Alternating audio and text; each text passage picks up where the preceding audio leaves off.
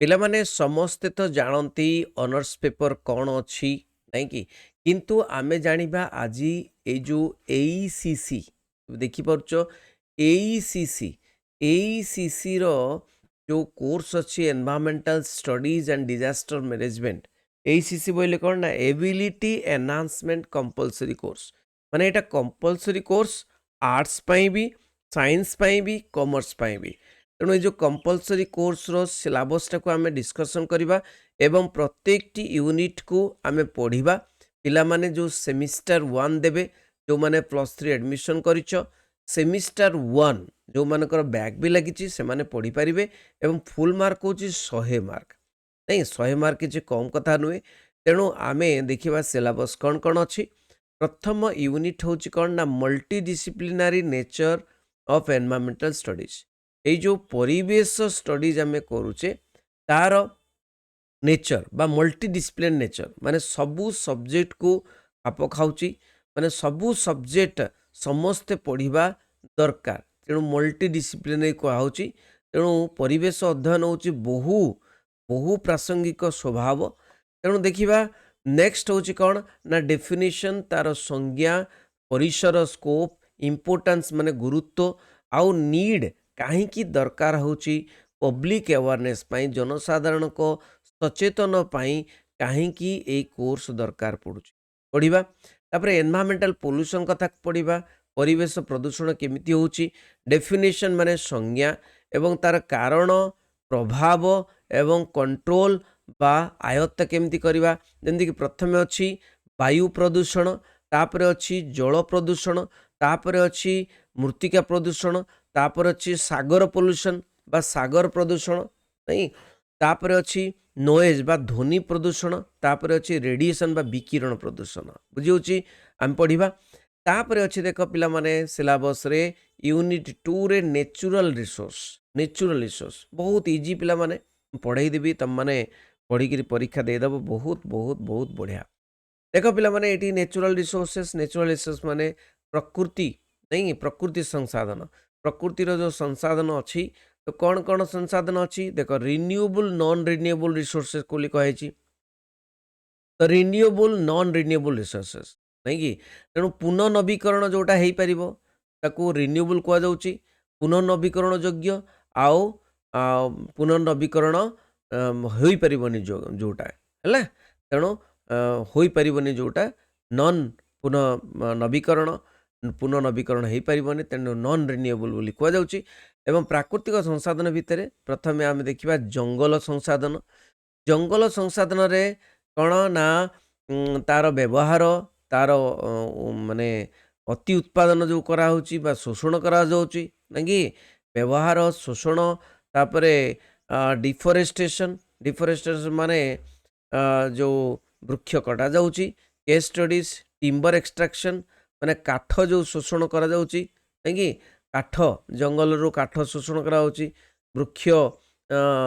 ମାନେ ତାକୁ ବୃକ୍ଷକୁ କାଟିକିରି ନାଇଁ କି, ଆଉ ବନ୍ଧ ତିଆରି ହେଉଛି। ଦେଖ ପିଲାମାନେ ଏଇଠି କ'ଣ ଅଛି ନା ମାଇନିଂ ମାନେ କ'ଣ ଖଣି କିମ୍ବା ଡ୍ୟାମ୍ସ, ବନ୍ଧ, এইଗୁଡ଼ିକ ସବୁ ଆଣ୍ଡ ଦେୟାର ଇଫେକ୍ଟସ୍, ତାର ପ୍ରଭାବ କ'ଣ ରହୁଛି ଜଙ୍ଗଲ ଉପରେ, ଠିକ୍ ଅଛି। ଏବଂ ଟ୍ରାଇବାଲ ପିପୁଲ ଉପରେ, ଟ୍ରାଇବାଲ ପିପୁଲ ମାନେ ଜନଜାତି ଲୋକମାନଙ୍କ ଉପରେ। ୱାଟର ରିସୋର୍ସେସ୍ ଜଳ ସଂସାଧନରେ ତାର ବ୍ୟବହାର, ତାର ଓଭର ୟୁଟିଲାଇଜେସନ୍, ଅତି ମାତ୍ରାରେ ଆମେ ଯେଉଁ ବ୍ୟବହାର କରୁଛୁ ସରଫେସ୍ ଆଣ୍ଡ ଗ୍ରାଉଣ୍ଡ ୱାଟରକୁ। ଆଉ ଫ୍ଲୋଡ୍ ବନ୍ୟା ଉପରେ ପଡ଼ିବ, ଡ୍ରଟ୍ ଉପରେ ପଡ଼ିବ। ଡ୍ରଟ୍ ମାନେ କ'ଣ ନା ଶୁଷ୍କତା, ଡ୍ରଟ୍ ନାଇଁ, ପାଣିର ବ୍ୟବହାର ତ ଆମେ କରୁଛେ ନାଇଁ କି, ଏବଂ ସେ ଯେଉଁ ସମସ୍ୟା ଆସୁଛି ସେ ସମସ୍ୟା ନାଇଁ। ତାପରେ କନଫ୍ଲିକ୍ଟସ୍ ଓଭର ଦ ୱାଟର, ପାଣି ପାଇଁ ସଂଗ୍ରାମ, ଆଉ ଡ୍ୟାମ୍ସ ବେନିଫିଟ୍ସ, ଡ୍ୟାମ୍ସ ଯେଉଁ ବନ୍ଧ ତିଆରି ହେଉଛି ତାର ବେନିଫିଟ୍ସ କ'ଣ ଅଛି, ଲାଭ କ'ଣ ଅଛି, ପ୍ରୋବ୍ଲେମ୍ କ'ଣ ଅଛି, କ୍ଷତି କ'ଣ ଅଛି। ମିନେରାଲ ରିସୋର୍ସେସ୍, ମିନେରାଲ ମାନେ ହେଉଛି କ'ଣ ନା ଖଣିଜ ପଦାର୍ଥ ବା ଖଣିଜ ସଂସାଧନ। ଖଣି ସଂସାଧନରେ ୟୁଜ୍ ଆଣ୍ଡ ଏକ୍ସପ୍ଲୋଇଟେସନ୍, ଖଣିକୁ ବ୍ୟବହାର କରାଯାଉଛି, ଶୋଷଣ କରାଯାଉଛି, ଆଉ ତାର ପ୍ରଭାବ ଏନଭାୟରମେଣ୍ଟ ଉପରେ, ପରିବେଶ ଉପରେ କ'ଣ ପଡ଼ୁଛି।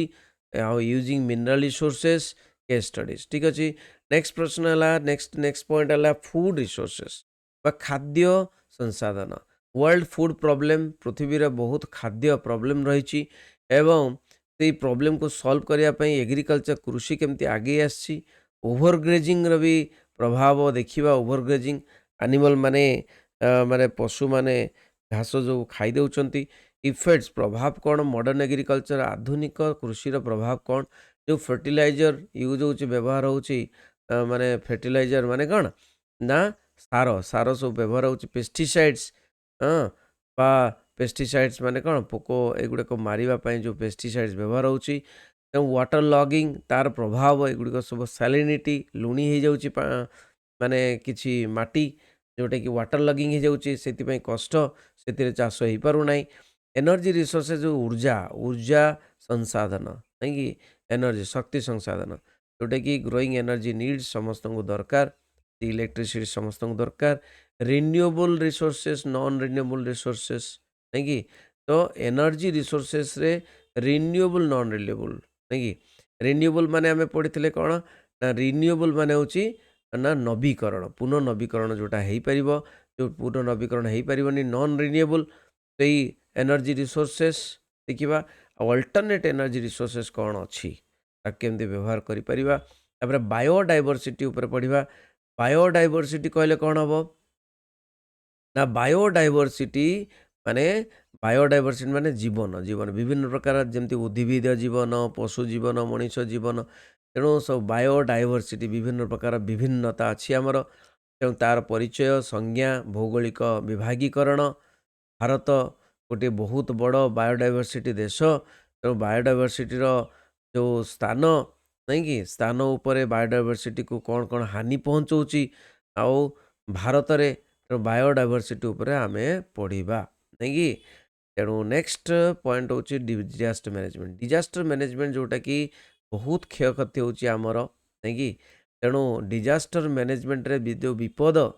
विपद डिजास्टर माने विपद जो गुड़ाक ताकू केमिति मैनेज करवा परिचालना करवा नहीं कि तो विपद परिचालना बा डिजास्टर मान को केमती परिचालना करवा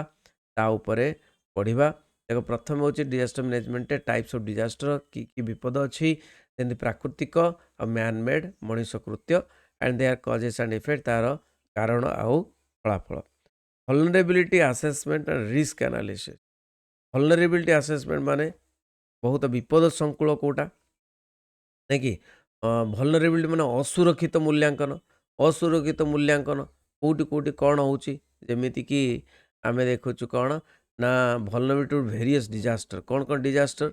कौ जगार आम डिजास्टर सहित विपद सहित असुरक्षित विपद सहित आम सम्मुखीन करुँ बन्या बात्या साइक्लोन अर्थक्वेक भूमिकंप हीट वेव्स जोटा कि बहुत गरम हो कौन डिसर्टिफिकेशन माने मरुभूमि हो जाऊँगी लाइटिंग कोटी कोटी माने कौन हो माने घड़घड़ी बेसी मारुची बिजुली घड़घड़ी अच्छा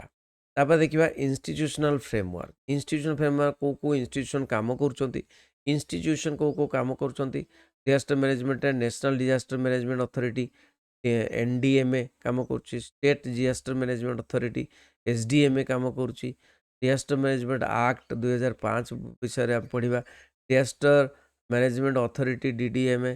national disaster response force NDRF team अच्छी जो मैंने कि रेस्क्यू करती Odisha disaster rapid action force अच्छी अच्छा प्रिपेयर्डनेस मेजर्स केमती डिजास्टर समय केमती प्रिपेयर्ड हो पारिबा तो disaster management cycle early warning system disaster management cycle केतेबेले कौन आसीबो केतेबेले बात्या आसुची केतेबेले कौन आसूची माने बन्या आसूची सेटा देखिबा आउ साइकिल माने प्रति वर्षर चारिपटे माने वर्षर को मासरे कौन आसूची अर्ली वार्निंग सिस्टम कौन pre disaster and post disaster preparedness पूर्वर डिजास्टर पूर्वर गोटे क्षयक्षति पूर्वर कौन केमिति निजको प्रिपेयर करिवो प्रस्तुति करिवो आउ डिजास्टरटा हो सारापर बात्याटा हो सारापर कौन केमती प्रस्तुति रहिबो स्ट्रेंथेनिंग एसडीएमए स्टेट माने डिजास्टर मैनेजमेंट अथॉरिटी को केमिति आमे हेल्प करि परिबा एंड डीडीएमए आउ डीडीएमए डिजास्टर रेस्पॉन्स डीडीएमए माने कौन ना डिस्ट्रिक्ट डिजास्टर मैनेजमेंट अथॉरिटी को केमती हेल्प करि परिबा community preparedness for food flood cyclone commodity माने सबु मनीष जनसाधारण को केमिति सेमाने प्रस्तुति हेबे heat wave fire safety lightning snake bite माने साप काटिले भी stakeholders participation stakeholder केमिति पार्टिसिपेट हेबे माने अंशग्रहण करिवे कॉर्पोरेट सोशल रेस्पॉन्सिबिलिटी नहीं तो एगुड़ाक पढ़ा सर्वाइवल स्किल केमती bunchy Paribas survival skills adapted during the after disaster disaster पूर्व डिजास्टर पर कौन तो सर्वाइवल स्किल बा दक्षता केमिति शिक्षा दि जाए फ्लड हो बन्या हो फायर कोटी नाइगला निया अर्थक्वेक भूमिकंप साइक्लोन बात्या लाइटनिंग बिजुड़ी तो डिजास्टर मैनेजमेंट एक्ट 2005 कथा पढ़ा कंपेनसेशन कौन क्षयक्षति मिलूँ इंश्योरेंस केमिति होची अच्छा तापर यूनिट 4 रे कौन पढ़ा social issue and environment social issue and environment देख एनवायरमेंटल एथिक्स रे इश्यू एंड पॉसिबल सॉल्यूशन कौन क्लाइमेट चेंज माने क्लाइमेट केमिति जलवायु केमिति परिवर्तन होची ग्लोबल वार्मिंग पूरा पृथ्वी केमिति गरम बढ़ी बढ़ी चलची एसिड रेन होची ओजोन लेयर डिप्लेशन होची ओजोन लेयरटा जो अच्छी सेटा माने केमिति कणा हे जाउची न्यूक्लियर एक्सीडेंट होची न्यूक्लियर पाई समस्ते पागल Holocaust case studies environmental protection act ऊपर पढ़ा परिवेश प्रोटेक्शन एक्ट जोटा एयर एक्ट पढ़ा वाटर एक्ट पढ़ा तापर वाइल्ड लाइफ प्रोटेक्शन एक्ट कौन फॉरेस्ट कंजर्वेशन एक्ट कौन एगुड़िक सब रूल गुड़िक एक्ट गुड़िक या पढ़ा जाना सचेतन हवा solid waste management case effect and control measures of urban and industrial waste solid waste management केमिति करवा नहीं आमर जो वेस्ट घर जो वेस्ट बाहर वेस्ट माने कौन जो अनाबना जिनिस बाहर केमिति मैनेजमेंट करवा पोल्यूशन करवा नहीं human population and environment population ecology human population जो मनीष individuals species population community human population growth population control केमती जनसंख्या को आम जनसंख्या बढ़िले माने सेटा ही मेन दायी सबू कारण सबू प्रॉब्लम तेणु ह्यूमन पॉपुलेशन ग्रोथ केमिति होची आमे देखिबा ए पॉपुलेशन कंट्रोल जनसाधारण को केमिति जो जो बढ़ुची जनसाधारण बढ़ी जाऊँगी जनसंख्या बढ़ुची ताको केमिति आयत्त करवा मेथड कौन अर्बानाइजेशन शहरीकरण एंड तार इफेक्ट प्रभाव कौन पड़ुची सोसाइटी उपरे तेणु तापर तुम फील्ड वर्क रही पाने तेणु फील्ड वर्क भी तुम विजिट कर तार सहित जीव कौटी फील्ड वर्क करने कौन कौन फील्ड वर्क अच्छी visit to an area of document environmental assets river कौटी नदी पाखक जीव जंगल पाखक जीव फ्लोरा फोना माने उद्भिद एवं एनिमल को देखिबो तापर visit to a local polluted site जोटा कि बहुत प्रदूषण होती से साइट को जीव अर्बान साइट को बस्ती साइट को rural industrial agriculture pollution site को जीव देखिबो एवं ताको माने प्रोजेक्ट फील्ड वर्क लिखिबो प्रोजेक्ट लिखिबो आ स्टडी ऑफ कॉमन प्लांट्स माने कॉमन कौन कौन उद्भिद देखा जाउची इनसेक्ट्स कौन कौन अच्छी तुम लोकल बर्ड्स लोकल इनसेक्ट्स एगुड़िक सब भी स्टडी कर study of simple ecosystems pond river Delhi ridge तेणु ये तुम पोखरी नदी एगुड़िक फील्ड विजिट कर बुझीगला तेणु पिलामाने ये जो 5टी यूनिट अच्छी 5टी यूनिट बुझेदेली वर्तमान आमे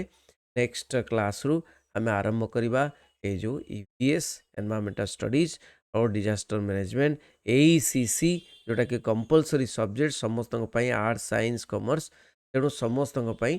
सेमिस्टर 1 तेणु आमे सेटा पढ़ा एवं मन रखा 100 मार्कर प्रश्न को आमे कौन क्रैक करवा ठीक अच्छे पिला माने थैंक यू वेरी मच समस्त शेयर करेंगे सांग मान को जहाँफल कि आम +3 पाठपढ़ाटा आरंभ करें आम पढ़ा